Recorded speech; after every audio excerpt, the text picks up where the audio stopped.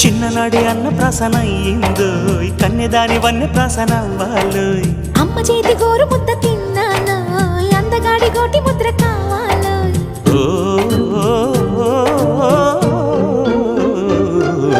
కాస్త నన్ను నువ్వు నిన్ను నేను కోరుకుంటే కోరుకున్న చోట నువ్వు నేను చేరుకుంటే చేరుకున్న చోట ఉన్న దీపం మారుతుంటే రారుతున్న వేళ కన్నెకాలు జారుతుంటే